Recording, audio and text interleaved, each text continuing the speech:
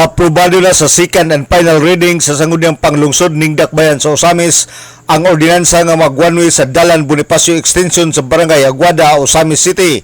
Kagahapon Hulyo 23, 2024 atol sa regular session sa City Council, gipasar ni Konsel Archer Romero, Chairman sa Committee on Transportation sa sangguniang panglungsod, ang ordinansa nga mag-one-way sa Bonifacio Extension nga molusot sa National Highway sa Circumferential Road.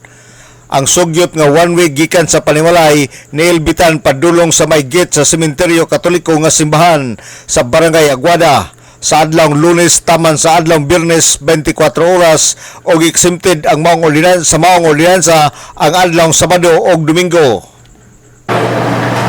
Thank you, Madam Chair. I move to pass this ordinance.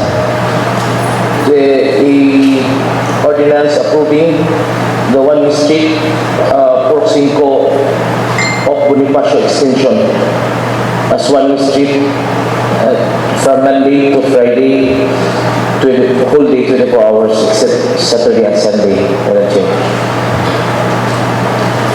Well, the President, for first reading, Madam Chair.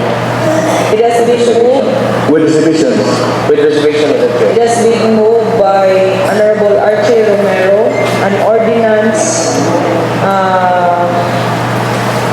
regarding the one-way street for Bonifacio Extension along Porok 5 from Monday to one-way street from Monday to Friday, 24 hours, except for Saturday and Sunday. For first reading with reservation, motion approved. Thank you, Madam Chair. I move to pass this ordinance, Madam Chair, because it's urgency and public demand, Madam Chair. I move to pass this for second and final reading, waiving the internal rules. Due to the need of this ordinance as being manifested or stated by our committee chair on land transportation, Honorable Marcelo Romero,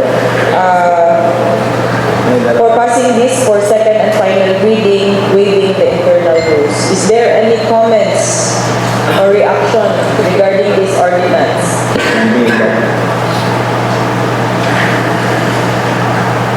None, motion approved. Thank you, Honorable Chair. Si Konsel Archer Romero, Chairman sa Committee on Transportation. Una lang nga mipasar og resolusyon ang barangay official sa Barangay Aguada sa pagpanguna ni Barangay Kapitan Leo Pigalan nga nagsugyot nga himuong one-way ang Dalan Bonifacio Extension sa Katarungan nga gamay ang dalan og delikado sa mga bata nga mga tinunan sa Aguada Elementary School kay kasagaran kanila maglakaw lang padulong sa eskwelahan. Kanungduman nga ang klase magsugod karong adlaw Lunes Pitsa 29 ning bulan sa Hulyo 2024 ug usa nga gitanaw sa mga opisyales sa barangay Aguada ang safety sa mga kabataan.